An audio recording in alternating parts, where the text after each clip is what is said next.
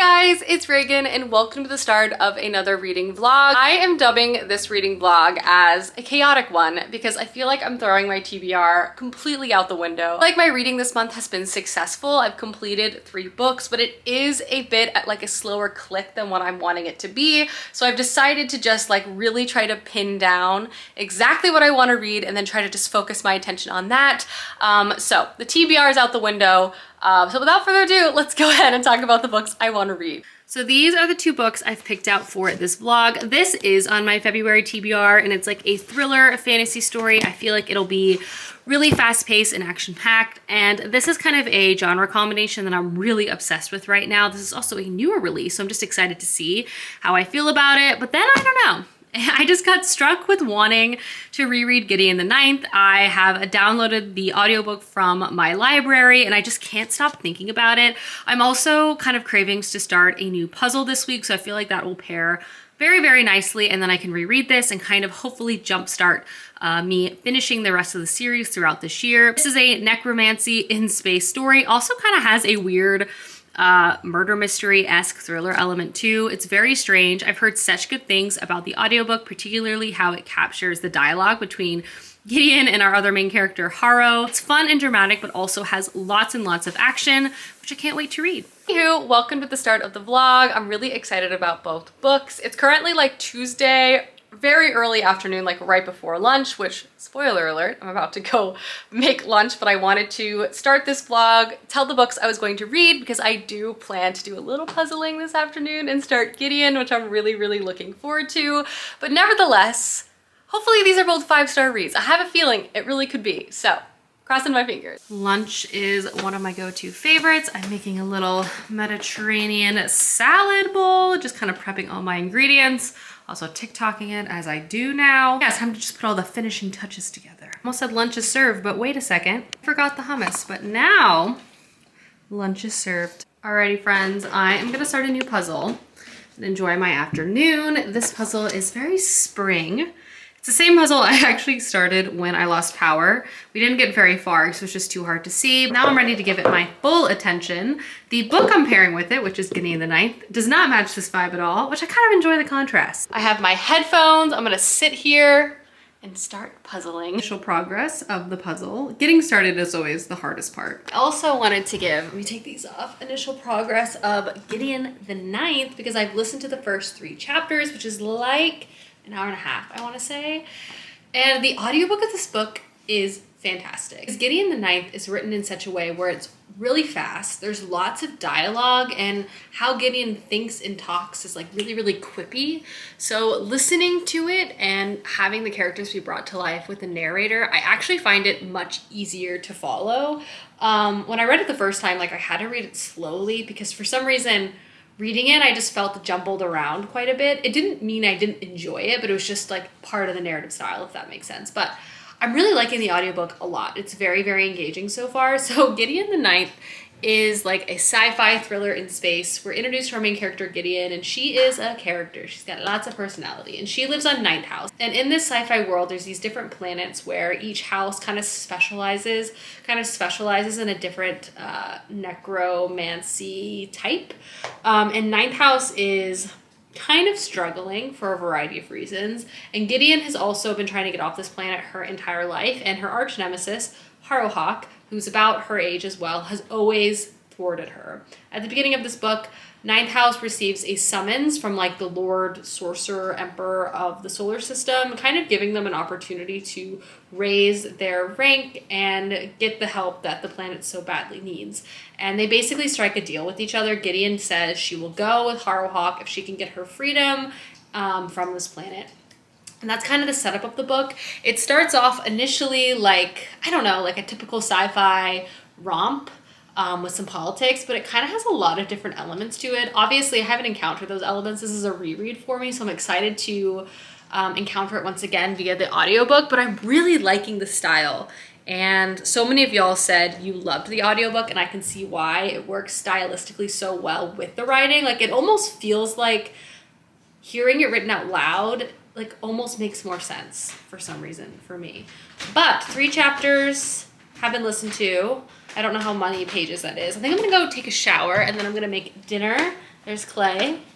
But that is my update. Goodbye. All right, toodaloo. New dinner unlocked, rigatoni a la vodka sauce. I can't wait to eat this. It is time to start the second book of this vlog. Good morning to a very gloomy day today. Making some coffee, or rather the coffee is made and I am making some toast. I have made really successful damage on my jam advent calendar, and today I am using a apricot bergamot spread, which sounds divine. Oop, toast is ready. Tilda very nicely snuggled up as she should be. Alrighty guys, I owe you a reading update of The Empire of Exiles. I've read about 50 pages of this book and I'm kind of obsessed. The reason why I've only read 50 pages is it's kind of slow going, but once you kind of get oriented, I feel like I'm not gonna be able to put this book down, but let me backtrack a bit. So this is, as I've mentioned in the TBR portion of this video, like a thriller fantasy story, but having already read a chunk of it, it's very political and it's not like by any means a simple book. And it has a rather like complicated fantasy setting to its benefit, but it's a multi-POV book and it's set in a fantasy world where there was basically this attempted uprising, like this usurping of the throne by one very powerful family, like a generation or so ago, and they used certain magical artifacts to basically try to accomplish this. It was thwarted, and all the necessary parties were arrested, and everyone has kind of since moved on, but at the beginning of this book, some artifacts are requested from the archive, and it's a very mysterious thing, and then some murders occur that kind of rock the city. This is a multi-POV book. You're following a scribe, a mage, an archivist, and an investigator, and I haven't actually even met all the characters yet, but it's working so well. So first off, the fantasy world is fascinating. Reading this book, it's honestly like a little confusing. The author really throws you right into the book and does not hold your hand. I think that feeling of disorientation works though. And basically from what I've been able to glean so far, like this is a city that is surrounded by a wall, and like many, many years ago, there are these evil creatures called changelings which attack the wall. And in response to that, there are these saints that were very powerful magic users that basically spiraled and sacrificed themselves to their magic to create protections around the city to basically, you know, protect future generations. In the city now, we're following a variety of characters. First is a scribe who is kind of a goofy character. His name is Quill, and he basically just works for this like powerful individual who has clients, and they broker sort of connections and things on behalf of their clients. He's just kind of vibing, to be honest. Like he's charming, he's fun, and he's excited because he has a job now at the archive for a client. Like their client requested specific artifacts and he's there to like ensure that it all goes smoothly. We follow an archivist, Amandia, who like oversees a wing of this archive. She seems to have like a mysterious past. We don't really know much about her yet, but she's really good at her job. And a big part of her job is basically wrangling the sorcerers that live in the archive. So there are a variety of groups of people in this fantasy world, not just human. And they all have like different religions and like political point of views and different political powers like within this land. But there's also magic, which has a lot to do with like your innate connection to a inanimate like thing. So for example, some people have a strong affinity towards bronze. So depending on the time of year, they can like see, touch bronze, and not just perhaps like fix something that's broken, but also understand the history, its origin of this item. So obviously working in an archive makes sense. And there's sorcerers that have connections to bone, to ink, to paint, to salt, to basically anything you could think of. But there's a select group of magic users that live in the archive that have to do with specific, obviously, historical artifacts. It's important to note though, that sorcerers can spiral, and basically depending on the calendar year, there's like periods of time where their affinity to magic is much, much stronger, which also gives them a possibility of spiraling and like losing themselves within the item itself. This is like everything I've learned within the first 40, 50 pages of reading this book. Like there was a lot I felt like I had to like understand, unpack. I read it super slowly, but there's like this moment that just like clicks. Like I kind of understand the pieces on the board, and something absolutely bananas happens, and I just can't wait to see how everything's going to unfold. The setting is also so cool, from the magic, which I kind of just described, to like the different groups of people, to the origin of the city. Like, I'm excited to learn more. It has a very like Italian, Florentine, Renaissance-y sort of vibe. Like, powerful people wear masks, and the names are very like Italian-esque, and have a lot to do with like family name and family power. The names are taking me a minute to like track. I'm like, who is this person? Who are they connected to? And she throws a lot of names at you very, very quickly. But again, kind of once you get your bearings, it's good. And I feel like it's only going to get better. All the characters I've read from have such good personality. And it's cool too to have them interpret different situations from their expertise and their point of view. So anyway, I haven't read much, but what I have read has been excellent, and I'll be reading more today. I just wanted to let you know how I'm feeling about this so far, which is very positive. Taylor Swift is playing, and I'm making some grilled cheese for a late lunch. We love grilled cheese in this house. Little afternoon reading session. This book is just getting better and better. I love how it's written, though I do really have to pay attention and reference the character list often, but it's so good. Hi, so I've read to page 80 of Empire of Exiles, and that book is excellent. It's getting better and better. The conspiracy is just delicious because it's a murder, sure, but it's very clearly setting up to some sort of larger political, like, backhandedness, and just the fantasy world itself is fascinating to learn about. And it's like, as we learn about the world, we begin to draw connections to the case itself. Like, everything is pairing hand in hand so well. But now I'm pivoting to do some puzzling. Clay is doing the dishes behind me, apologies. Later tonight, Clay and I are actually doing trivia with some friends. I'm just gonna puzzle for a little bit, relax, and then get ready to go out into the world. But that's why we're gonna puzzle first, obviously. Headed out for some trivia and wings tonight. It should be a fun time and a perfect combination, if you ask me. Came in first. All right, go ahead. Just like that, we're back home. Oh, Clay's taking selfies. I'm using an AI filter. He loves a TikTok filter. Anyway, we got 5th place out of 24 teams in trivia. Not bad, I'd say. And now I'm going to read more of Empire of Exiles, because this book is so flipping good, and I just can't wait to see what happens next. But I'm not gonna lie, I'm pretty sleepy. Trivia tuckered me out. Friends, cheers, good morning. I am just sitting down to read more Empire of Exiles, which I am kind of obsessed with. I'm not going to lie. This book has gripped me just immediately.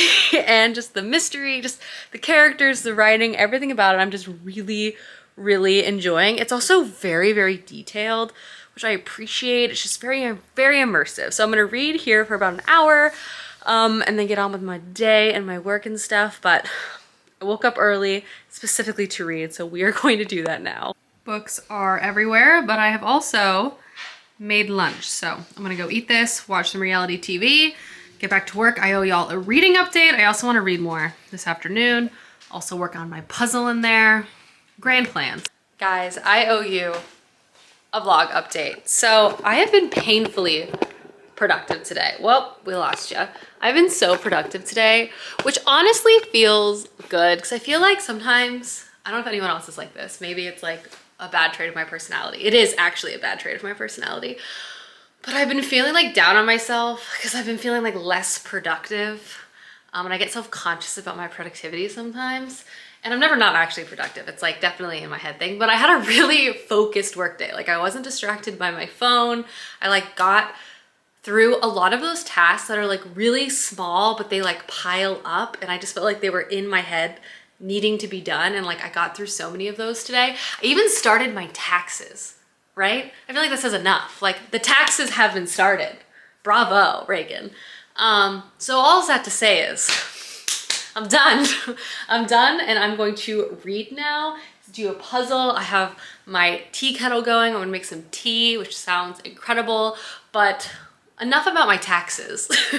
I do want to talk about, hold on, Empire of Exiles, because I really feel like I'm truly obsessed. I'm on page 150 and it's so good. Like, it is a murder mystery, but it's much more about a larger political conspiracy, and it's just hooked me. I really like all the different character POVs we have. Again, we have the young sort of like scribe character, Quill. We have Amandia, who is kind of an overseer of the archive, who I love, who has like a very mysterious past. We have someone who works with the archive too, who is a maid. Her name is Yinji. And then we also have Richa, who is like an investigator. And they're all like good people. Like, you all root for them, but they're also very different, and seeing them interact with each other's lives too, I'm like really, really enjoying.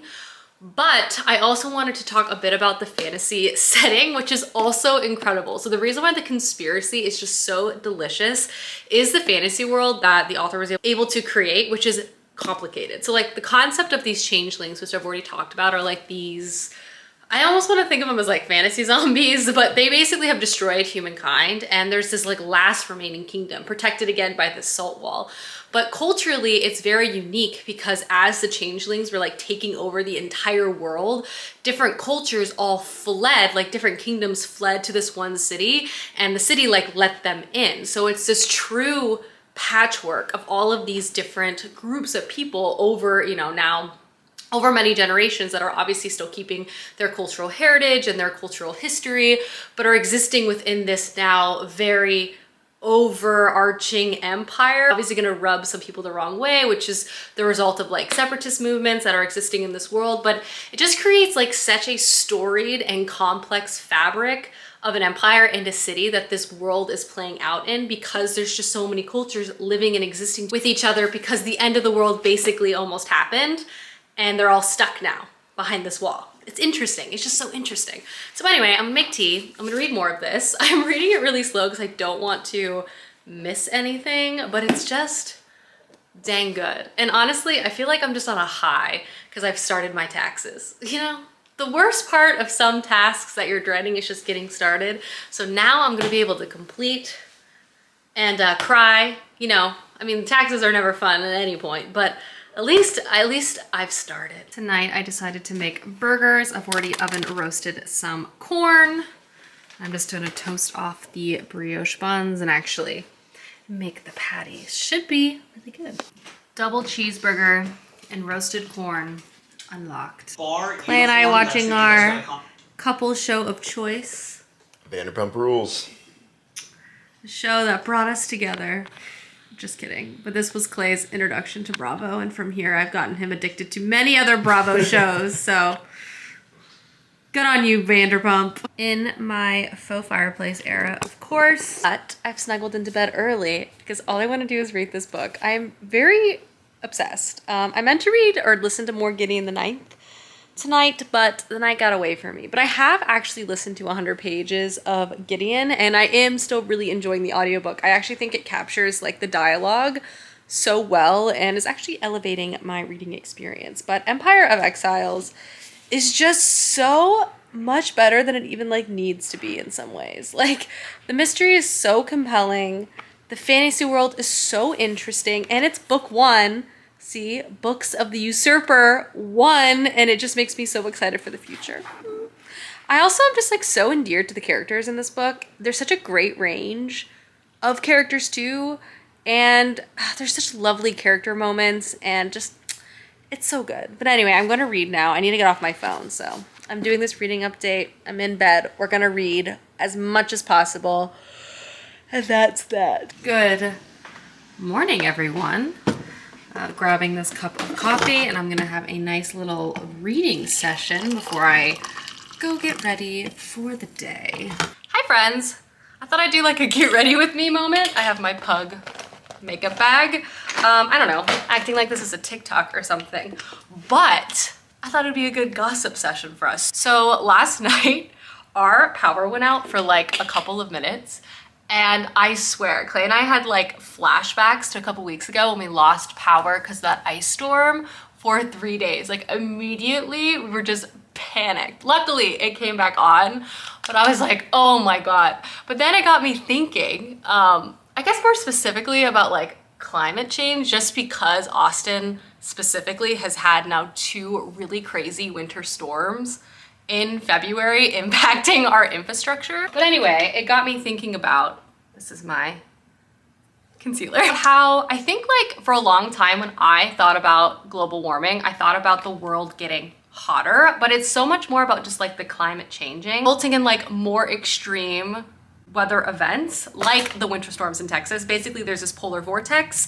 and it can allow like really extreme winter air to like sharply come down into states that don't usually experience it, which is basically what's been happening, you know, which is a frustrating, scary reality. And I was reading about that last night. I was like, oh, lost my power again. Maybe I should read about climate change. My blush is the Ilia Dreamer blush. A bit of a light in the dark about this is the Inflation Reduction Act was passed, which in the bill, it does have policy to help reduce emissions, but also in like a more immediate way, like invest in infrastructure, which includes like helping to winterize our infrastructure, which is definitely a positive step in general, which made me feel like a little bit better about the whole thing.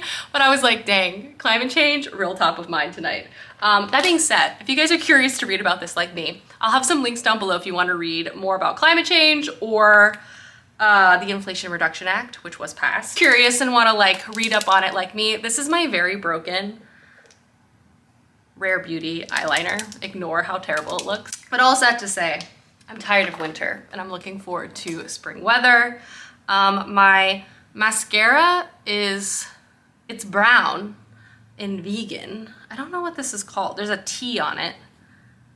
Does anyone recognize this packaging? In other news, it is Friday, which is exciting. And I got to page 300 of my book, which is also exciting. Tragedy. This is the worst get ready with me of all time. Anyway, to get to page 300 of my book this morning, it's so good. I need to do like a proper reading update for y'all, which in itself will be really fun. But I'm also getting ready to film a video, which I'm trying to sneak in around lunchtime, which is a common thing I do, if I'm being honest. Lunchtime filming session. Let this dry before I remove it. My last step is this Ilia Balmy Gloss, which I love. This is literally the lip color I wear every day. So if you're ever curious what's on my lips, it's this. I'll also link all this makeup down below. This is literally what I wear every day. Anyway, that's my get ready with me. A little chat about climate change, a little makeup show off, a little minor disaster that we fixed, and you know, here we are. Let's make lunch. We're doing grilled cheeses again, by the way.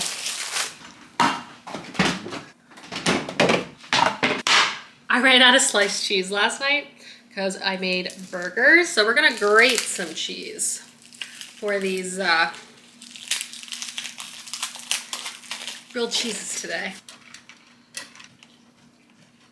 Done. Bon appetit, guys. Delicious. The perfect Friday meal. Hello. I have an afternoon cup of coffee. I've been really good and I've been trying to not have afternoon cups of coffee, but it's Friday, so I feel like rules don't apply. I'm also gonna have some of these peanut butter patties, Girl Scout cookies, delicious coffee treats, and I'm gonna sit down and finish the Empire of Exiles, but I'll also do a reading update, so let's get comfortable. Hello, so I am in the home stretch of this book. I have about 80 pages of this book left, and I'm gonna sit down and finish it now. I feel like a broken record, but I've just been really enjoying this book. It somehow has it all, and it's all working so well. I want to speak more specifically about how great the characters are. There's such a good mix of like old and young. We have 2 younger characters with Quill and Tawny, and their relationship is so cute and endearing. And within a book that is so dark and sinister, like they're a breath of fresh air in the way that they both are so earnest, and they kind of have like this budding thing that is definitely there from the beginning, and they're just so cute. And you just have so much hope for them, and you just get attached to them so quickly. And then in contrast, you have Amandia and Richa, who you both really, really like still, but they both clearly have a past, a history that they're trying to kind of leave behind and pursue these new jobs and occupations. And so you kind of have these like bright, untarnished individuals, if you will, with these like older, more experienced people who are also very, very caring, and seeing them all kind of work together is just fantastic. The reveals kind of going into the end part of this book have been great. I feel like there's going to be more. Like, there's already been like shocking reveal after shocking reveal, but I have 80 pages left, so I feel like there's probably going to be even more like shocking moments, and I'm so excited to see where we're gonna go next. I'm just really liking this book. I went in with very high expectations and I feel like they were exceeded. I just feel like the world and the world building was just so much more intricate and interesting than I was anticipating. I'm taking off my earrings. And for that, I'm just having a blast. When I finish this book, I'll also have read 100 pages of Gideon the Ninth, so I'll be at almost 500 pages. I do plan to listen to more of my audiobook today. I think I'm gonna play some Super Mario Sunshine. I just had a craving. I love that game. And listen to my audiobook. Those two things could not be in more contrast with one another style-wise, but hey, maybe that makes them the perfect pair. But anyway, I'm gonna finish this now, play some Mario, and just have a nice rest of my Friday. My little reward for doing a lot of my taxes last night, you know?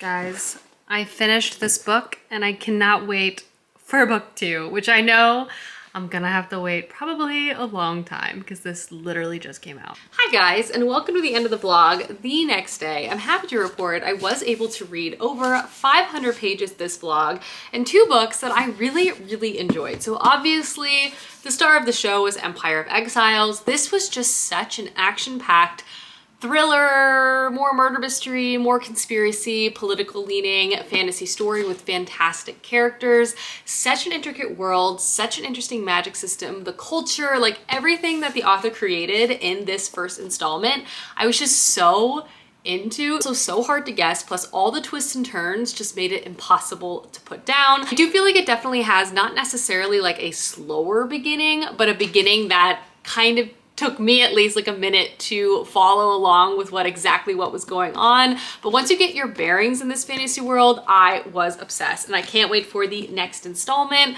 I just feel like this story is rooted so well by such a likable cast of characters that are also so unique and dynamic, and it was just a blast. Obviously, I also listened to about 125 pages of Gideon the Ninth.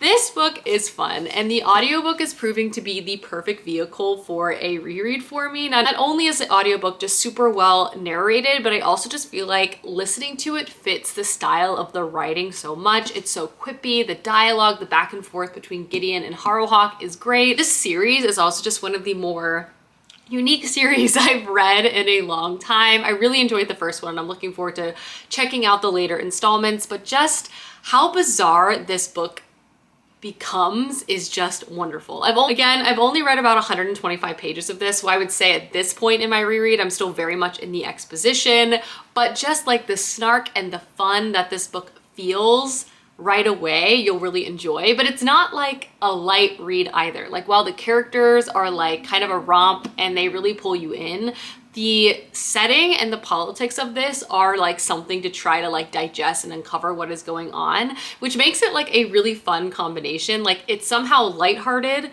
really dark, and really complex. Like, it's a really interesting mix, which makes it, for me anyway, a really interesting read. Plus, who doesn't love necromancy in space? Like, everyone should enjoy that. But anyway, I hope you guys enjoyed this reading vlog. A bit of a departure off of my planned TBR, but you know what? It happens.